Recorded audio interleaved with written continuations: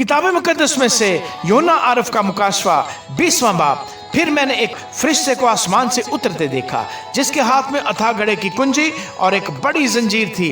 उसने उस अजदहा यानी पुराने सांप को, जो इब्लीस और शैतान है, पकड़कर 1000 वर्ष के लिए बांधा और उसे अथाह गढ़े में डालकर बंद कर दिया और उस पर मोहर कर दी, ताकि वो 1000 वर्ष के पूरे होने तक कौमों को फिर गुमराह न करे। इसके बाद जरूर है कि थोड़े अरसा के लिए खोला जाए। फिर मैंने तख्त देखे और लोग उन पर बैठ गए और अदालत उनके सुपुर्द की गई, और उनकी रूहों को भी देखा जिनके सर यस्सु की गवाही देने और खुदा के कलाम के सबब से काटे गए थे, और जिन्होंने ना उस हैवान की प्रस्तिश की थी, ना उसके बुत की, और ना उसकी छाप अपने माथे और हाथों पर ली थी।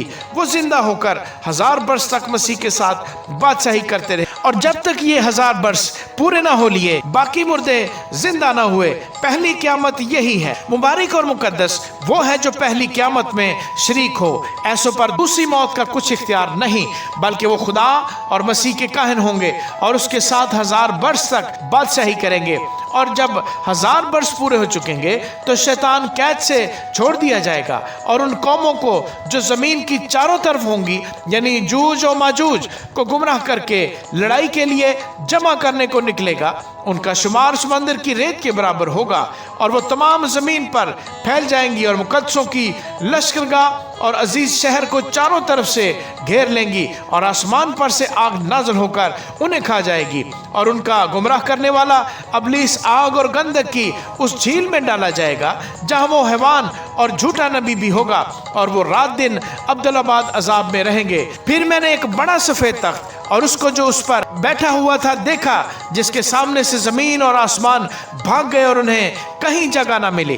फिर मैंने छोटे बड़े सब मुर्दों को उस तख्त के सामने खड़े हुए देखा, और किताबें खोली गई। फिर एक और किताब खोली गई, यानी किताबे हयात, और जिस तरह उन किताबों में लिखा हुआ था उनके अमाल के मुताबिक मुर्दों का इंसाफ किया गया। और समंदर ने अपने अंदर के मुर्दों को दे दिया, और मौत और आलम रुआ ने अपने अंदर के मुर्दों को दे दिया, और उनमें से हर एक के अमाल के मुआफिक उसका इंसाफ किया गया। फिर मौत और आलम रुआ आग की झील में डाले गए।